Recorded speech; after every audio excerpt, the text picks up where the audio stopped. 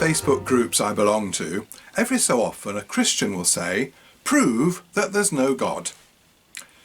And the atheists reply, "Well, it's not us to prove anything. I mean, you're making the claim that there's a God, so you have the burden of proof."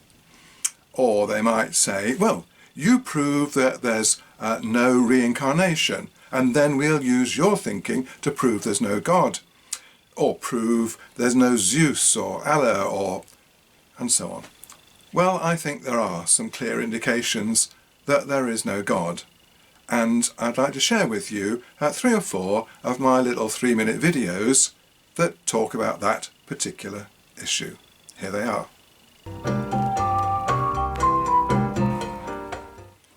I do think human beings are strange. And one of the things we're strange about is we just don't like ignorance. We love stories, but we don't like ignorance. So imagine it, 2,000 or 3,000 years ago in Scandinavia, middle of a thunderstorm, 2 children go up to their parents and they say, "What's making all this noise?" And of course the parents don't really know what a thunderstorm's all about. So do they say, "We don't know"? Do they say, "Nobody knows"? No, of course not. They like stories, so they say, "It's the great god Thor on his great chariot going across the sky. That's the noise you can hear. And the lightning, that's his arrows of fire, seeking out his enemies, seeking out those who haven't obeyed his law. Come quickly in the house and be good little boys and girls."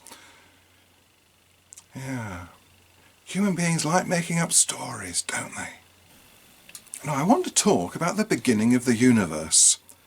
Now, if you ask an atheist what started the Big Bang, with a bit of luck they'll say, "Well, I don't know," or "Nobody knows," or if they're knowledgeable, they might give you some of the hypotheses that cosmologists are working on at the moment. But hopefully they won't say this is the truth, because actually nobody does know. Not yet. But if we say nobody knows, many Christians and Muslims and other theists will say, that's God. God started the universe. This is a problem with that, because the word God means nobody knows. Of course, you're probably a bit surprised by that, because it's got lots of other definitions as well. But just bear with me a moment, because if you ask a theist, what is God? The first thing they'll say is, "He's the creator of the world." But no, that's not what he is. That's what he did. So what's he made of? And then they'll say something like, "Well, he's spiritual. He's a spirit." But what exactly does a spirit mean? "Oh, that means non-materialistic." No, that's what it isn't. What is it? And sometimes you'll get some lovely words at that point. Some of the words might be, "It's beyond human understanding," or "We're not given to know." What does that mean? It means nobody knows. So really, when we use the word God, nobody really knows what it means. But that's not the end of it, because as well as not knowing what God's made of, what he is, we don't know how he made the universe. So ask a theist, how did God create the universe? Well, his spirit moved upon the deep, is what the Bible says, but we don't know what spirit means. What's the deep? How? What energy did he use to do it? How did it work? Nobody knows. Nobody knows. Oh, and one more thing. Why? Why did God create the universe? Guess what? Nobody knows. So next time you hear the word God, think the word God means nobody knows. The things that you're liable to read in the Bible, it ain't necessarily so.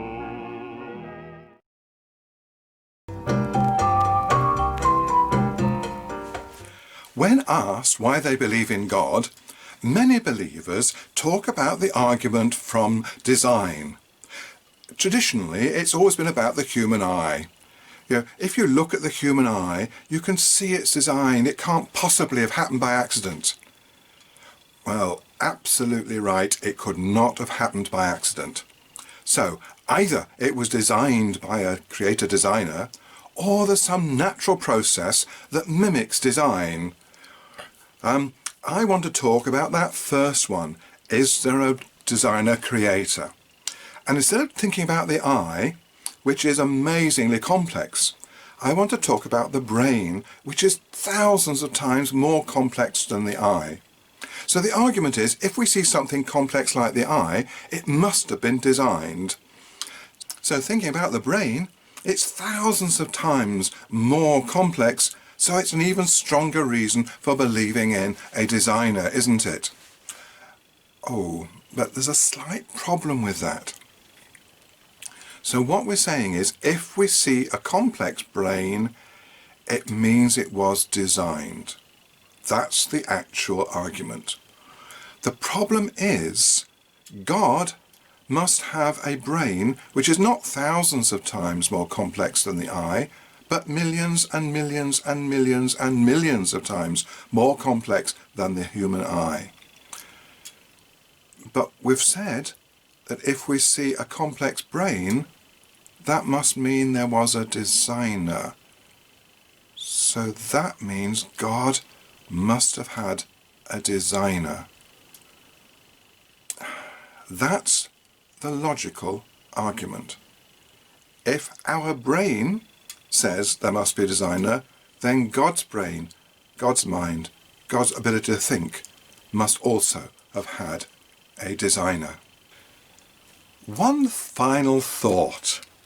If the mind of God tells us that there must have been a super God who designed and created him, then the mind of the super God must be evidence that there's a mega super God who designed and created the super God who designed and created our God. Oh, which means the super mega God, that mind, that must mean there was a super God who designed the super mega God, who designed the super God, who designed our God.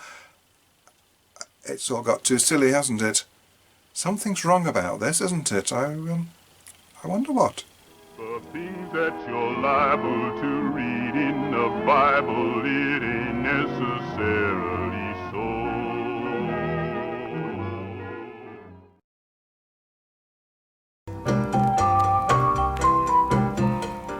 In Matthew chapter 8, we get lots of healings. We've had the healing of the centurion's servant, then Jesus pops in and heals Peter's mother-in-law. And then comes this verse. That evening they brought to him many who were possessed with demons, and he cast out the spirits with a word, and cured all who were sick. Now, all the time we read in the Gospels, we need to be thinking, what's the message they're trying to get across to us? And it seems to me that there are two particular messages that the writer of Matthew's Gospels wants us to hear. And the first one is that Jesus has got power. And in particular, he's got power over suffering. He's got power over evil. He can cast out the demons. He can cure the sick. He has got that power over the evil, because I think people were believing that there was a fight going on in the world between good and evil. And Jesus obviously was on the side of good. Oh, and that's the second message he's telling us, that Jesus is on the side of love. He's on the side of God. He's on the side of goodness. So we've got goodness in Jesus fighting evil. And we're seeing him then as both good and loving and powerful. Right. Now the question is God now both loving and powerful? And I want to talk to you about a Greek guy called Epicurus, who lived 200 or 300 years before Jesus. Now, Epicurus noticed that suffering was still all around him in the world, and we can still see it today. And I want us to think particularly of the sort of evil that we have nothing to do with, like tsunamis, like childhood leukemia, that sort of evil. And it is still all around us.